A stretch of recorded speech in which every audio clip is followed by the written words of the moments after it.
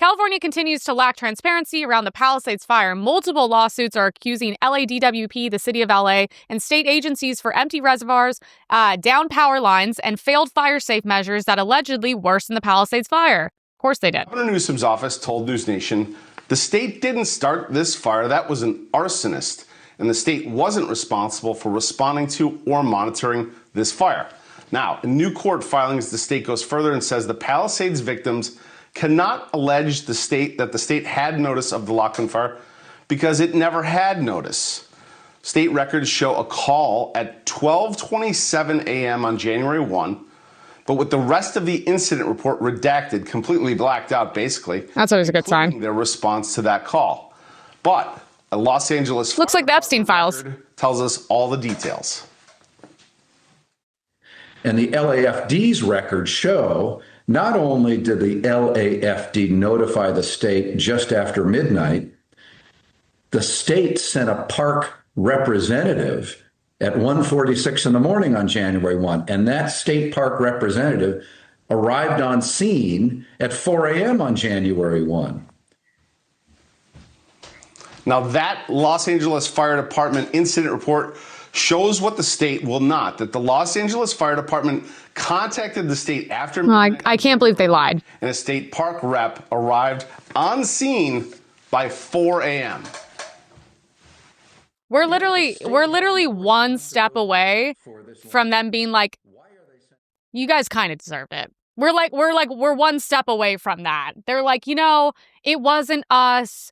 Even though we did nothing to prepare for this, we knew there was going to be record-breaking winds. We never cleared the brush. Everything was empty. And, people were able to save their houses with like freaking sprinkler systems from Amazon, but somehow we couldn't do that for the city.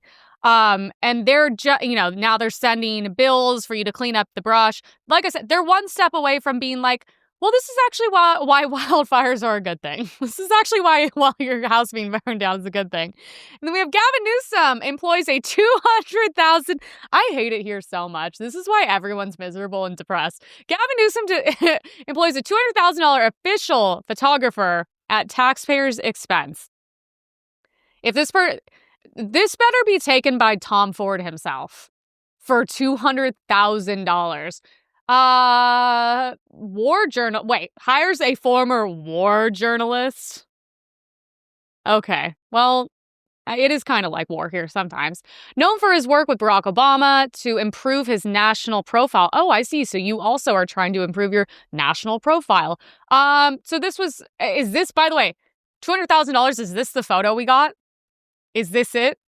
This is the iPhone 17 Pro Max photo that we got out of this. Well, I'm glad, because you know what? I just had to go, I had a nail in my tire, so I spent the day at the DMV or wherever the I go to get it fixed, body shop, and I was just like, maybe we could why is there so many nails in the streets here? I have single-handedly kept this body shop alive. They used to make jokes when I had a Mini Cooper, because they were like, this is your 6th time here in a month. And I'm like, why are there so many nails in the road here? But I'm glad that $200,000 to improve his national profile. Well, maybe don't let the city burn to the ground. That's something I would say you could do to improve that. But yeah, this is really good. This is good. Don't put water in the reservoir. Just get a new photographer.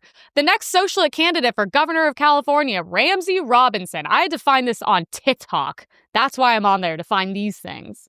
If you're from California, you absolutely need to know who this man is.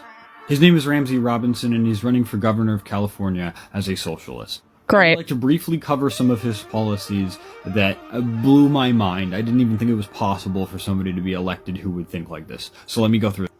He wants to tax the rich and abolish all billionaires. California is a hub for billionaires. You have ban lobbying completely from California.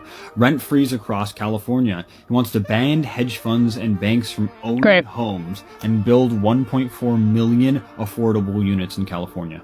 He wants to have free healthcare and abolish medical debt and make putting people in medical debt illegal. We've needed that for so long. He wants to fully fund education, as he put it, from cradle to college.